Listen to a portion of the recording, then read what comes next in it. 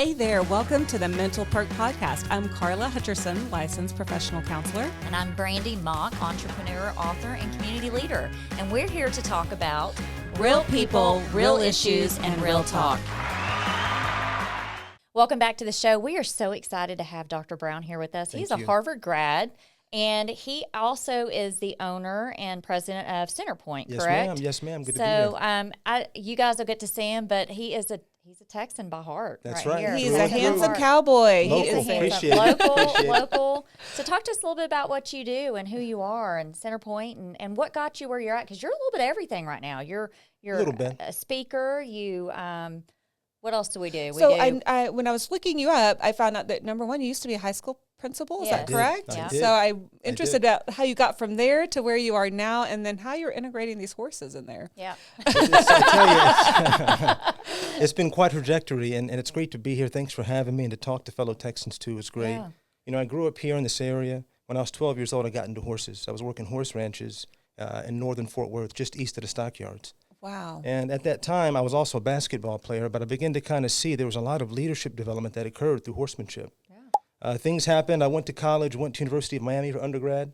And at that time, 9/11 occurs when I'm in Mexico City doing a study abroad program. Oh, my goodness. So I got to see those towers come down as an international exchange student, studying with Mexican students at a university. Wow. And I called my grandfather. He was Tuskegee Airman back in World War II. And I said, I'm going in. I'm going to join the Marine Corps. And he said, I was hoping Air Force, because I'm an Air Force guy. But that'll do, But you went and picked the Marine Corps. Yeah. Yes, ma'am. I wanted to kind of go ground. Leadership's always been kind of a passion and a calling of mine. I got a chance when I graduated to join Marine Corps and then lead an infantry platoon in Iraq. And when I came home, I realized, I want to kind of get into building things and into construction of things that really help make people's lives better. Service is a powerful thing. There's lots of ways to serve. And I said, education's the route I want to go. And I saw so many kind of through lines between leadership and education, even looking at it from an infantry lens, because at the end of the day, leadership gives you skills and tools to navigate complexity. And so becoming an educator helped me kind of see how it lives inside the classroom. I started as a teacher. I taught 4th, 5th, and 6th grade in South Korea for several years. Wow. And I sure did. And then from there, my wife and I spent our very first year of our marriage at Harvard, where we celebrated Harvard's 375th birthday. Wow. And then accepted a job to go work with the Walt Disney Company in China. And we went there and helped to develop learning centers for a few years. So you've been all over. So we got a chance to kind of have some global experiences, and that kind of leads me to where kind of at a point now synthesizing all these lessons. Yeah. And that's what the Centerpoint method is about, an experiential, hands-on leadership development system where you can take leadership theory and apply it to practice through the adaptive relational leadership that you see through horsemanship inside the 50-foot round pen and beyond. Wow. So who comes to Centerpoint and who are you teaching these skills? Right now, we're focused on international. And so we were just talking, my wife and I, we're going to be doing a speech at University of Gondar in Ethiopia. It'll be virtual for this speech, and then we'll start talking about going over. My goal is to start building horse ranches across Africa and different parts of the Middle East so that we can have development centers where we can take the theory of leadership and actually see how it lives through practice. And so there are lots of places around the world who are having an interest in this type of experiential learning, and we're exploring those opportunities. Wow. So horses are really amazing animals because they really connect with human beings. That's right. And as a therapist, there's a lot of research that goes around equine therapy, and just using horses to help people heal. Sure. But now you're using them in a totally different way. How do you do that? I'm so glad we're talking about this. A few things. One, there's cognitive faculties that we have to kind of tease out from the practice, but then we have to see how those live through the attributes we display in our leadership inside the 50-foot round pen. So I've created a framework called the 5 Diamonds Framework. And this framework is about leadership existing across attributes, vision being the most important to begin with. Then comes courage. Then comes ownership. Then equanimity, this idea of emotional balance and composure. And then bricolage. How do we make order out of chaos? How do we remain resourceful? And so as a horseman, if you get inside that 50-foot round pen, you have to display all of that as you're navigating through an animal that can only read the energy off the screen of your mind. You can't speak to this animal. So you're communicating only with your energy. But then it's also important as you're engaging in decision-making to use what I call 6-fold thinking.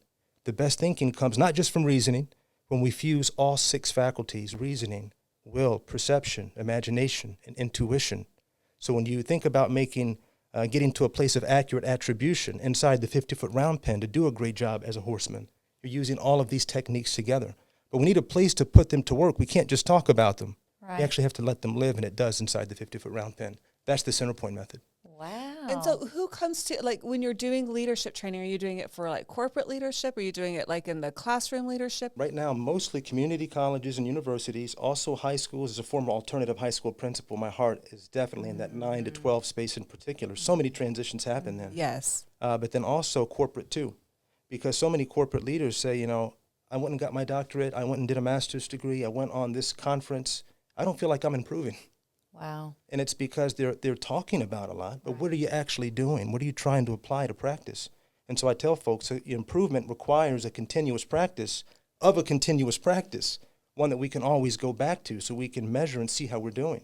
But if we switch up too often and too far and too wide, we make progress, but it's hard to measure how and where because we tried it across 5 or 6 different means. The center point method keeps it centered and keeps it. We're going to focus on it right here in the 50-foot round pen. I'm hearing it. One, it's going to help so many people, but you're really, when you're saying this, I'm thinking of veterans. Like, Yes, ma'am. veterans, they go into something, they want that structure. And when they leave combat or they leave their brothers because they're going back into civilian life, it's hard to find that structure. And the way you just explained everything, it sounds like it's just perfect for someone that is Try to find struggling themselves, to try to figure out what their place is in this world again. You know, you saying that makes me think about, first of all, thank you for the work that you do.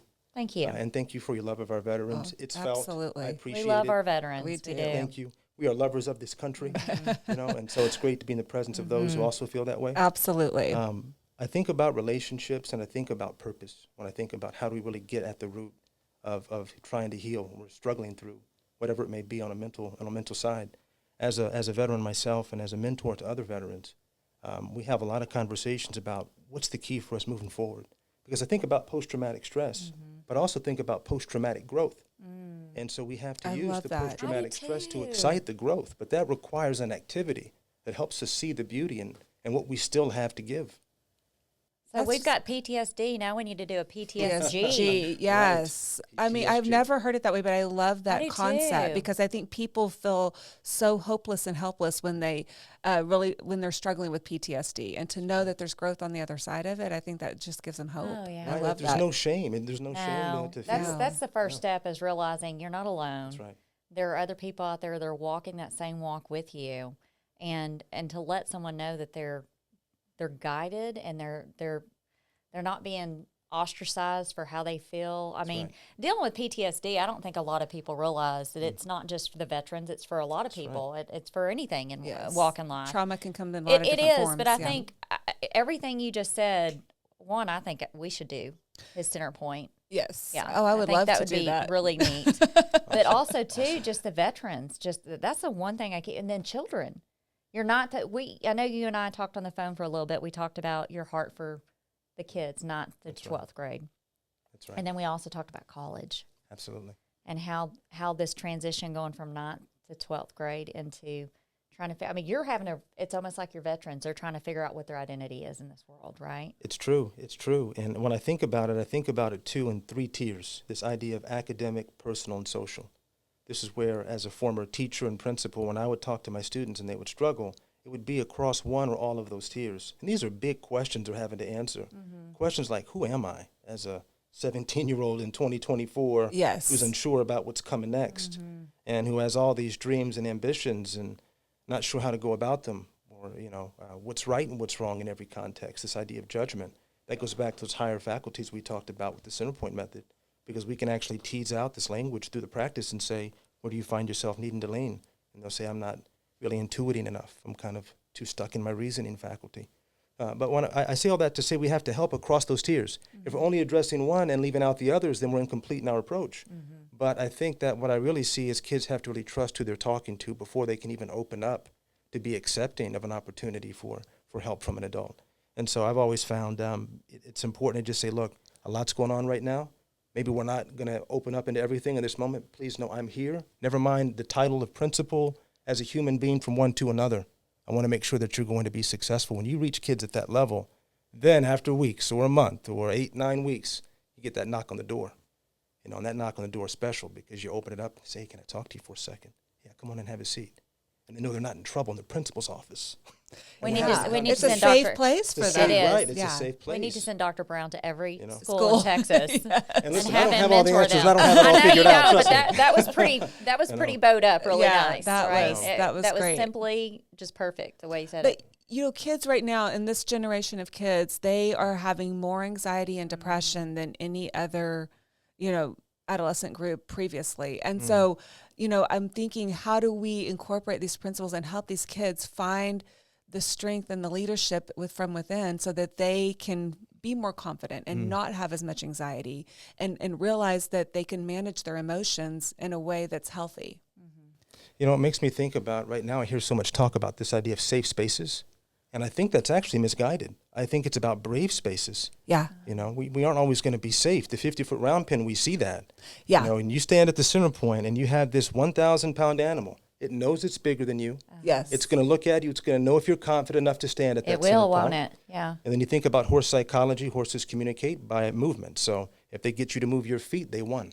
That's why you have to stand firm at that center point. Because if that horse moves into you and you take steps back, it goes, oh, so I'm in charge. Yes. But if you stand and make it move its feet, it goes, now what's happening here? Now there's a new dynamic at play. So I bring this up because that kind of really symbolizes how life is. Life is just constantly this flow of left and right, and there's a lot of uncertainty. But the brave spaces concept means we embrace the uncertainty. We're actually excited about it because it gives us a chance to show our true quality. That's a Marine Corps concept, too, that we apply when things get really, really tough. We're like, yes, I'm home. It's supposed to be difficult. I don't wish that it were easier. I wish I were better. And I think these kids would they would be so encouraged to know that they have created a brave space, right? ma'am. Because instead of always trying to search for that safe space, to Right. know that they have what it takes to be in a brave space. I think it That's would really, empowering, right. it would just be so powerful for them. Absolutely. I think that we would give them the ability to regulate their emotions a lot better. And I wanted to ask y'all, too, what do y'all attribute this to? Just kind of seeing this change in You know, I mental think- health needs. COVID really messed things up, for I sure. do feel, I mean, because, you know, all of us growing up, we didn't ever have a pandemic like that. That's right. And where everything just shut down and these kids lost the connection of being with each other and with other adults. I mean, everybody was so isolated. And I think in those really formative developmental years, we really messed with their psyches. You know, and then I also attribute to these cell phones. The cell phones, they're running the same pathways as addiction. And then they're exposing kids to things and topics that they're not developmentally ready to handle. And so, you know, I think we're putting those cell phones are really, really dangerous in their hands. And I feel like they're just getting exposed to way too much. I think all of those things are contributing to a lot more of the anxiety and the depression. Oh, for sure. I mean, I think that I don't even think you could have summed it up any differently. I think that, you know, social media and COVID, I think a lot adults didn't even know how to. I think we're still trying to figure out how to acclimate after dealing with something like that. And then you take that from an adult's perspective into a child's perspective because they're not mature till what, 25? Well, their brains aren't fully developed till they're 25, yeah. and so it's like, you know, you think if we're having to process this and we're having a hard time processing, can you imagine what it's like for these kids? And they need to be, we as people need to be outside enjoying and actively. Now these kids are just home constantly doing. Yeah, We were just talking with the last guest that kids aren't even driving anymore. Wow. They're too They're not scared to even drive. driving. Yeah, they're not like, I remember like You died to get your my license at 16th 15. birthday. I was You're like, yeah, You I were was lying to there. get your yeah, Yeah, you're like, you got your hardship, you right? did. It's like we're on the road. Yeah, and I was driving right, you know, that very first day I could. And these kids, they're 17 and 18, and they haven't even taken driver's ed. They're too scared to get behind the wheel.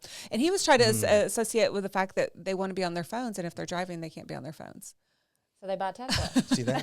See that? And now think about what you just said, and think about what it was like as an alternative high school principal saying, guys, no cell phone policy. Yeah, I don't And we even had no know. cell phones in there. Yeah. Situations Right. that are happening with these schools. That gets tricky. It does get tricky because you're like, are you taking away this child's only safety method That too. because there's a 911 situation and no one can get to their phone? That's right.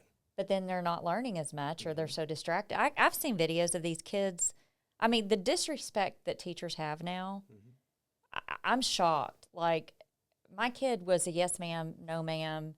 If you didn't say it, privileges were being taken away from you. Right. And some people don't agree with that, but I believed in manners, and I believe you send that on to you pass it along to anybody your kids are in front of. And kids now are just, they don't even know how to socialize or act. So how do you how did you handle that as an educator? Like when you've got some of these kids disrespecting your teachers, your staff, what'd you do? You know, this goes into... Did you go into Marine mode? You know, well, you know, it's funny because going into Marine mode means applying frameworks and tools to assess the situation. Right. Yeah. That's right. You know, and I feel like this kind of goes into accurate attribution and attribution error. And this is what I kind of did my doctoral work on, is what do we attribute outcomes to? And do we do it accurately? If we do, we succeed. If we fail, we lose trust, we go the wrong direction, we deploy essential resources in the wrong direction. And so to your point about this, you know, I've seen this happen in so many different places, whether it's East Boston, West Side Detroit. We spent 5 years in Michigan working with Detroit schools. Wow. And I can tell you, it's about getting to root cause before you do anything else. What is the real issue here? Is this child not coming to school because they're lazy? Or are they having to take care of grandma and also make sure that the 4-year-old gets to daycare before they catch the bus and get to school? Because I found out in several key situations, just talking to students, asking, hey, you're not in trouble, I want to talk to you. Why are you late? I don't want to talk about it, Dr. Brown, I really don't want to talk about it. Let's talk about it later before you leave, all right? Go to class, blah, blah, blah.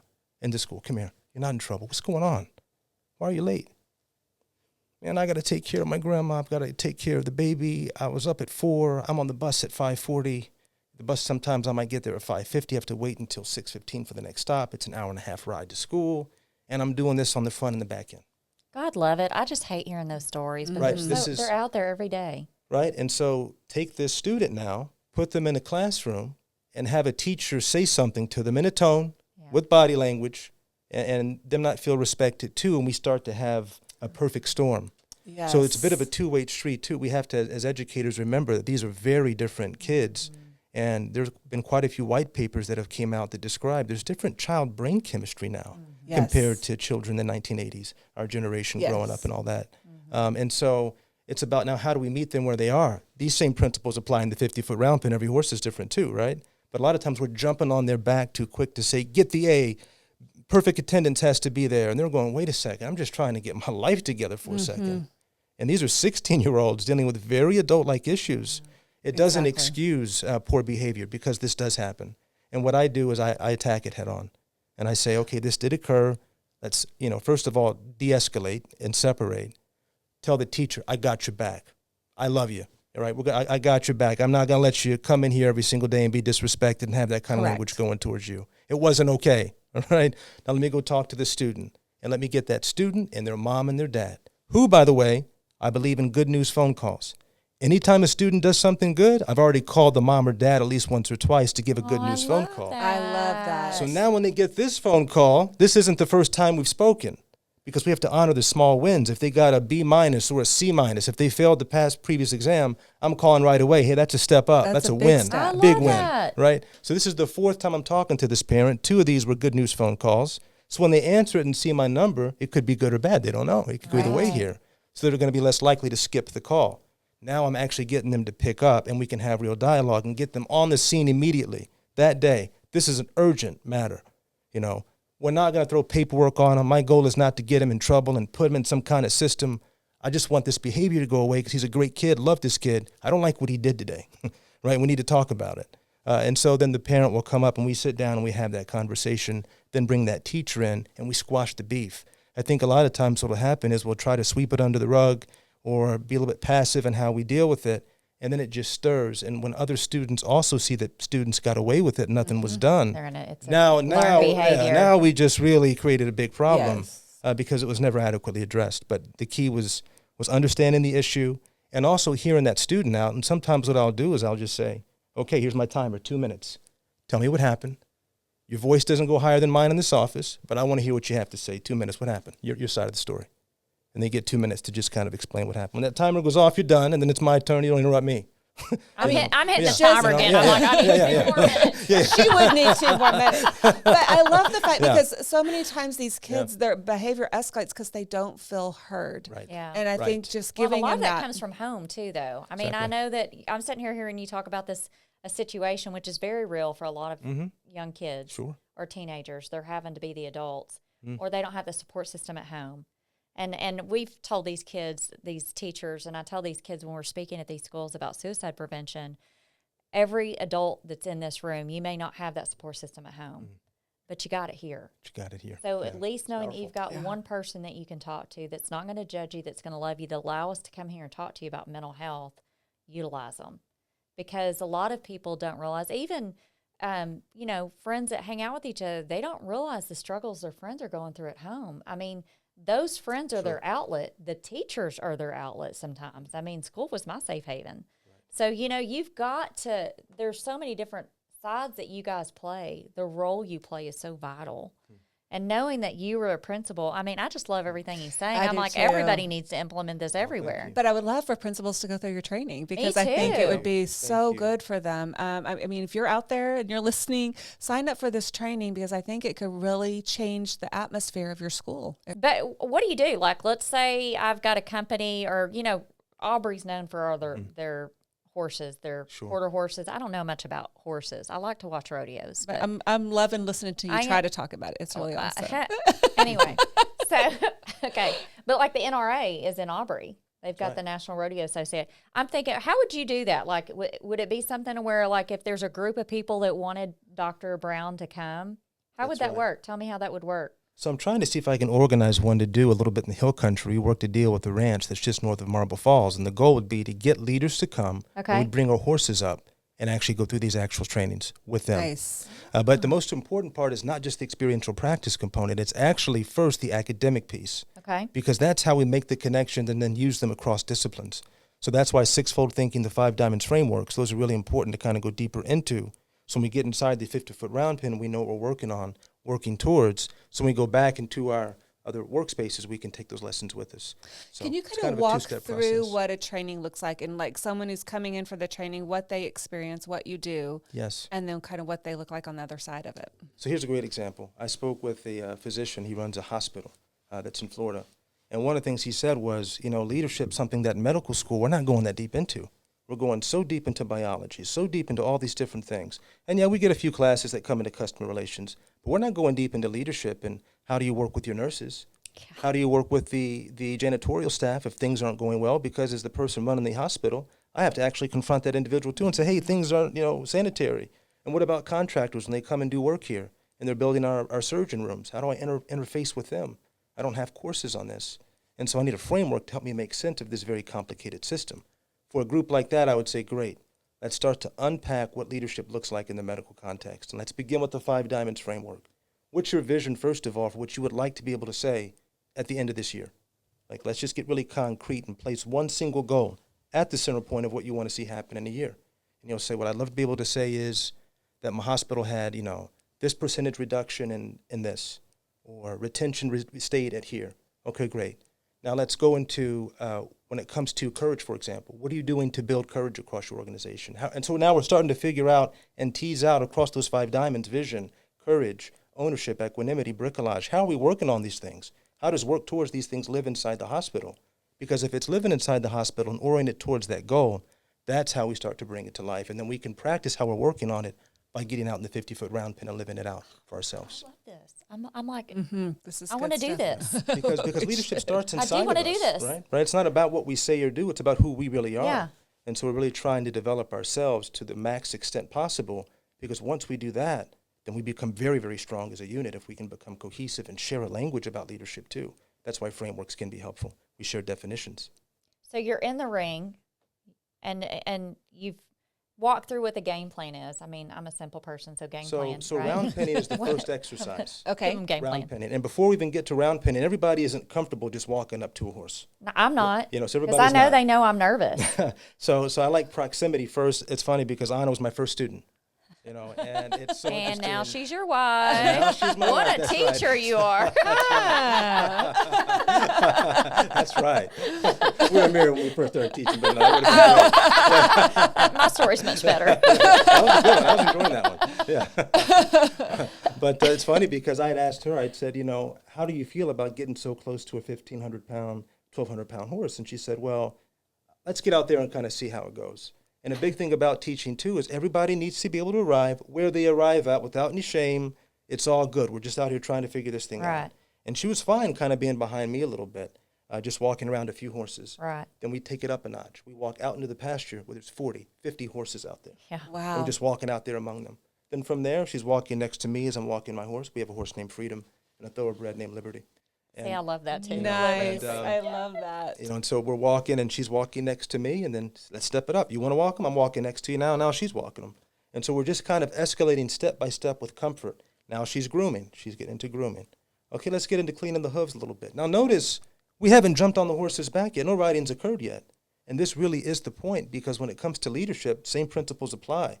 We have to be careful with our onboarding processes when we bring people in, even when it comes to students. Don't just jump on their back and expect the result right away. So you see this live. Next step after that, we get inside the 50-foot round pen. And this answers your question about what happens out there.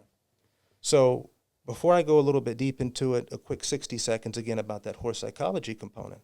This is a prey animal. A lot of times we underscore what that means in terms of interactions with humans. A dog's a predator. So when it sees something that it's not familiar with, it wants to go check it out. You'll see the ears perk up. It's curious. It doesn't know what it is, but it wants to kind of go and see and catch the same. A horse sees something that it's not familiar with. It wants to turn, and it wants to run the opposite direction as fast as it can until it feels safe. When you put a horse inside of a 50-foot round pen, and you close the door, and you go and you stand at the 50 at that center point, and you ask it to do things that it may or may not want to do, you're having to work in an energy that's requiring a very deep level of mutual shared respect and trust, of nonverbal cues. There's a lot of energetic reading that's happening, and you're having to make adjustments on the fly, navigating through these principles. Now, what happens with round penning is that the horse's most important characteristic is its breath. It's air. That's what's going to keep it mobile and able to get away from a predator. This is why lions are smart. They charge hard at zebras because it creates and induces a fear that causes them to shorten their breath. If the zebra could relax and not get stressed out and just continue to run, the lion would never catch the zebra. The zebra gets caught because the stress causes it to lose its breath. So you see this play out in the 50-foot round pen. The breath starts to kind of get taken away as fatigue sets in with the horse, and it's curious about what's happening. And as the fatigue sets in and this shared energy starts to occur between both the horseman and the horse, you meet in the middle. It's a fascinating thing. Honest seeing it happen. Well, I'll run, I'll have my horse change directions, and at a certain point, there's a shared curiosity, and he realizes, wait a second, if I walk to Cam, I'm not going to get ran anymore. There's going to be peace and silence. We're just going to stand together at the center point. And the horse figures this out and walks right up to you. And when you do, I love you that. can rub your horse, and you can walk him around anywhere, and he will follow you. He will follow anywhere you go because he realizes with you there's peace. When I'm out here, I'm having to circle around. There's also when trust. And there's trust. Trust. It's to build, Because he you're gonna wasn't build harming up, me. Yeah, you build up the trust. Yeah, he wasn't harming me. He wasn't, beating me or whipping me or anything. It's just he was causing me to move my feet, but his feet weren't moving. How was he able to do that? How can he make me move my feet and he's not? So this is where the magic of horsemanship comes in. And now with that relational trust, we've now decreased the distance. Now we can talk about putting saddles on. Now we can talk about other things. But it started with that round penning exercise to decrease the distance. And it was physical, but it was also metaphorical, and it was Yeah. emotional and relational too. I love that. Can you tell us about a success story where someone came to you and you worked with them and then they took that back and they transformed their organization? Honestly, I'm looking at my wife because that's what I would say. Yeah. So no, I'm serious. I asked her too because I saw so much growth and just the confidence she began to have and her vision for how she was going through so many things in her life. And I just saw it enhance, and her getting more decisive.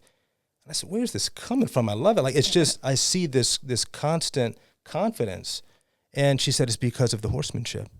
Like, I really, if I can stand in that round pen and Freedom's acting up and I have to really stay relaxed and figure out how to work with him. Mm-hmm. If I can do that, I can do a lot of things, and I really think that just seeing her grow like that, I said, I have to create this methodology, build it out more. It's still, like, again, I don't have every single thing figured out. We're all learners here. But it was really beautiful to see her learn in that way. And I saw real growth as a husband in my wife from doing the methodology. And I hadn't even, gotten into some of the more advanced steps yet and had already seen So you haven't put her in the pen with the bull? Not yet, no. Taking that transformation back when you were as a principal and just seeing parents being able to notice that in their child that they might have been having trouble with, and something that your method did help that child to fall in love with school and to find that level of confidence to be able to take on challenges. That's right. Now, I have a question for you, Dr. Brown. So you're talking about this methodology and how you're working it with the what do you call it, the pen? The 50-foot round pen. 50-foot round pen. I know there's a pen in there somewhere. The 50-foot round pen. How do you find yourself like working with fellow cowboys and rodeo people? Like, how have you ever done that to help them try to apply their day-to-day life? And It's interesting or is because it different because they already know the lingo of a horse? so I say lingo. I don't know if that's the right it's a word. wonderful, wonderful question. What I would say to that is two things. One, not a ton in that regard. And the Okay. reason why is because I'm still kind of focused on the outreach with organizations right now, but I do want to go there. Right. Because I'm starting to talk to more and more cowboys. In fact, I just spoke with the gentleman who's the president of the College of the Muskogee Nation up in Oklahoma. Okay. Because Anna and I used to do some work with the MHA Nation with Indian reservations in North Dakota. And I bring this up because their horse culture is still very much alive and well. Yes. And so working with them is the next step too. I Working love with that. the Kiowa, working with the Comanche. So in works right now to see if I can figure this part out because I want to bring them into the conversation. Right. Interestingly enough, my wife and I got engaged, get this, in Mongolia after a long horseback ride. Oh my that gosh, was it. that's hilarious. And He so her planned first that, but time- you didn't. Her very first ride was in Mongolia. I always wanted to go there because I'm a Genghis Khan history buff. That's also something, is that the Mongolian horse culture, horse people from all over the world really geek out on this stuff. Okay. And so I'm trying to bring all of the horse cultures together. The Mapuche from southern Chile. I want to bring the Oroma people of Ethiopia together. I want to get the Kazakhs from Kazakhstan. I want to bring in the Mongols from Mongolia because these are incredible horse cultures. We can learn so much about how to even make this framework more robust by bringing in new methodologies. So I love each that. methodology is different. So each geographical area has a different way of Training training horses, Really? absolutely. Some will go for a more expedited methodology where the horse is going to be on a rope and there'll be sometimes a large obstacle in the middle of the corral and they'll use that to kind of balance the horse's energy, kind of get it a little bit tired before they work with it. right. That's not viewed as the natural horsemanship method. I like to use that methodology. But there's a lot of genius we can tease out from different methodologies across the world, and I'm really curious to see what that leads to. It's amazing how psychological it is for Right, not only the right. person training, but also the horse. Right, and also there's something on the line, and that's what I say about leadership development. We talk a lot about courage, but let's see it live in action. We cannot develop things that we aren't practicing, and so you get out there, whatever methodology you're going to use, you and that horse are together in there. You're responsible together for what's going to occur, and you know that right off, and it's clear, and it's looking into you to see, can I trust us being in here? Am I safe in here with this door closed with you? And just imagine this 1,000-pound animal who doesn't know you looking down with these big brown eyes to see if this is okay. And you have to assert yourself in a way and have the disposition that makes it okay. And that's what I was going to say is that going back to how this all ties into mental health, I feel like leadership, it really helps to give people tools, again, to navigate through complexity. It's an empowering thing because now it changes the conversation going back to a student who is excited to come to school now. Well, the conversations have changed for that student. So now when they come here, because the conversations change, my attitude needs to change. My actions have to change. Maybe my future's going to change now. But if we don't change the conversation, then that's when things Well, get you're tricky. giving them a hope and you're seeing something in them that they don't see in themselves because it's either been taken away from them or they never experienced it ever. So they don't even know what that is to be accepted, loved unconditionally, not judged. Because they're not in control with the situation they're in. And when you give that to them, it just gives them a whole new look in life to be that better person and to almost, I see a lot of times you'll see these individuals that come through, these kids that come through this, they see what you've given them and they're able to push that on to someone else that struggled like they have. So it's a mentorship. Right. And they know they can come to you, which is amazing to me. And we talked about the mental health of kids, but I also feel like we have to look at the mental health of society, adults. I mean, the whole culture has changed, and I don't know if it's just the effects of the pandemic, but I think that transformation started even before, and I think the pandemic kind of really accelerated it in a lot of ways, but I feel like we were already seeing a decline in mental health even before the pandemic. And so, I'm thinking about, we do these things for, the methods you talked about within the schools, but how do we get this into our culture, right? Because this is where we got to get people back to feeling confident, connecting with people. People don't connect anymore. And we're just, you see it all over like social media, and all the people just, they say whatever to people. They're rude to people. They're not connecting with people. And how do we get people to start coming back together and being, more of a nation like we want the United States to be, where we're all, instead of fighting each other, we're working together. And it's just, it's such a hard thing. But I'm thinking, how do we incorporate this and make people feel more connected? And even just, center point aside, just to your question, I really feel like, at the end of the day, when I think about the mental health crisis for adults, it comes down to purpose again. Yeah. I think we're taught a lot of times that we should feel shame if we need others. Yeah. You're not supposed to need anybody. You should be fine all by yourself and just be strong and go figure it out. We need to be able to have more honest conversations. We actually really need each other as a We society. absolutely do. Yeah. We're all in this thing together. We are. And if we can't say that out loud and say, oh, okay, so there's a shared onus in what we do about this now, then I think it's going to be hard to find a really long-lasting solution. So I think we have to get there first. Yeah, and Yeah, I think what you agree. just said is you hope that we're at that point where we're there before something happens to where we're forced to be there. And no one wants to be forced to be there. But I've often said, if you're not, unfortunately, 9 times out of 10, if we're not forced to do something, we just acclimate to it. We become numb to it. We move on. We don't even process it anymore. It's just emotion we go through. But I've often said, the minute that freedom is taken away from you, there's no more division at that point.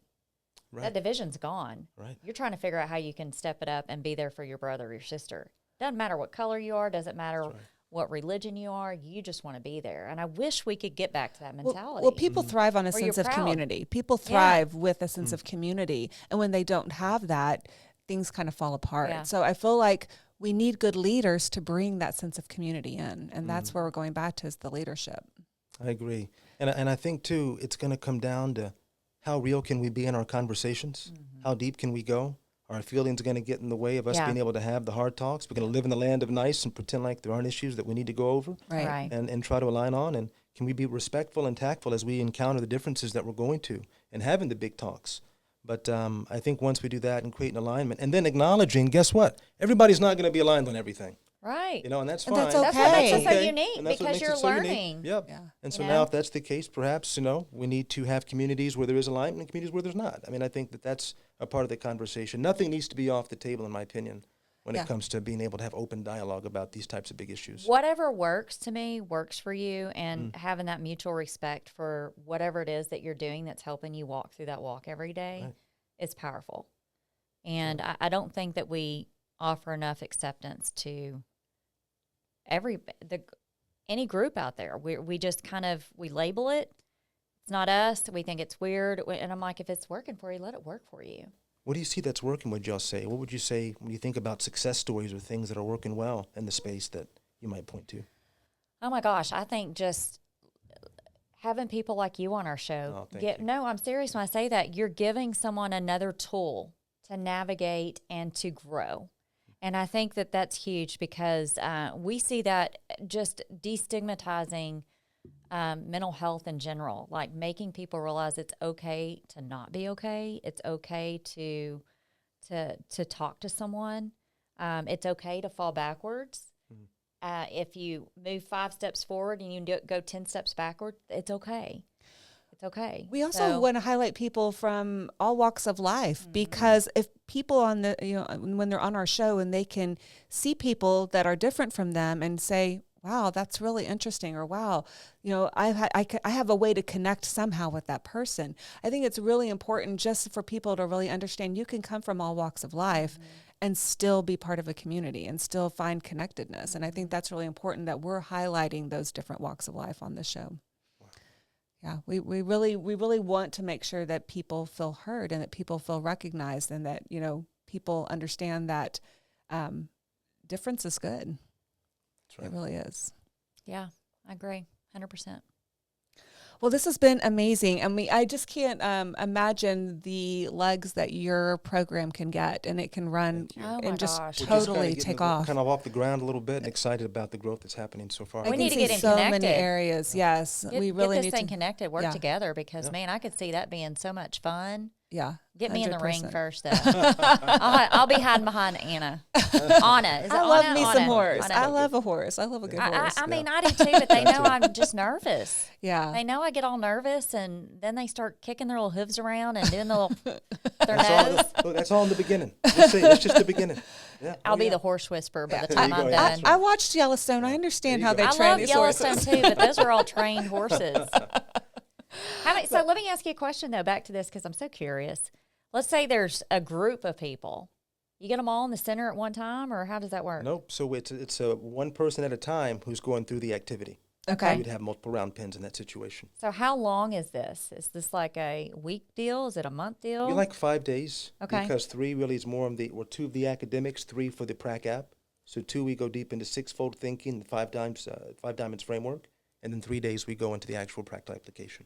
So you can give extra time for the people like We me. can that give are- extra Brandy time. may need a we tailor the little program. extra We time. customize it. I'm going to be a quick study, but she's going to be, a little extra time over there. Oh well, it's all about meeting the needs. That's right. We all, All gotta about start meeting the somewhere. needs. It's all That's good. right. But Well, no, so it's one at a time, One person at a time. and then 5 days. But y'all, those people that are not in the ring, they're all able to watch the growth and see the changes. Do you That's usually right. see something happen right away, or is it like? Do you see it? Is it usually day 3, day 2? What is it? I would say day 1, and we kind of stagger the activities to where those kind of first couple of days, some folks are doing a little bit of 6-fold thinking, some into the 5 diamonds framework, because these two kind of superimpose on each other and form a confluence. Okay. Because on the one side, we're thinking about how can my mind process accurate attribution when I get inside the 50-foot round pen that has to live in the middle of all this chaos. So how do I kind of center myself and apply what I'm using now that I'm in front of the horses? So I'd say day 1, just kind of even having language, Okay. even describe these kind of processes is really important for people. And we see growth just because they have language now to give to what they've been experiencing. So if any of our listeners want to learn more about your organization, how do they get a hold of you? Yes. Check us out at centerpoint-method.com, or you can contact me at Cameron@centerpoint-method.com. And we'll put all that information too in our Absolutely. show link. And I know you have 2 books out there, and it has Yes. something That's to do right. with Should it be as well. releasing by December. We're looking at a Okay. December release date. It'll be Attribution Error, and the 5 Diamonds Framework is coming out. And we're going to get his autograph, Awesome. y'all. Absolutely. Thank you. Absolutely. We see this Thank you going so really much. big. Thank you so We do much. have a this or that. We always have a do this or a this that. Okay. We Let's should hear have. Would you take a good one? I didn't even think about the rodeo. I don't think I got one with a rodeo, but would you this or that? A picnic outdoors by the lake or a fancy restaurant? Definitely Picnic by the Lake. I knew it. I knew it too. Yeah, I that's knew me it too. Okay, I love I know a your fancy restaurant. Yeah. y'all have no idea what you're dealing with right here. It's a mess. It's a hot mess. Oh my goodness. Well, we loved having you on, and we Thank just you. hope that we Yeah. It's can great to get be here. some. You just start running with this because it's so needed. It I is think it's going to neat. be. Thank you. It's We'll be so his first unique and so students. wonderful. Yeah, and we're going to try to take this course. We're yeah, we're we'd going love to do to. it. Wonderful. And thank you for having me on, and thanks for what No. you do as Yeah, well. thank you. Really a pleasure to be Absolutely. here. Thank you. If you or anyone you know is struggling with mental health issues, please reach out to talk to someone you trust. Get connected to a mental health professional who can help you find ways to cope and ultimately feel better. If you are having suicidal or self-harm thoughts or thoughts of hurting another person, please go to the nearest ER, call 911, or contact the National Suicide Hotline at 988. Thank you for tuning in to Mental Perk. We hope our talk today highlighted real people working through real issues based on mental health. Our goal at Mental Perk is to make sure every one of you knows you're worthy. We're in this together.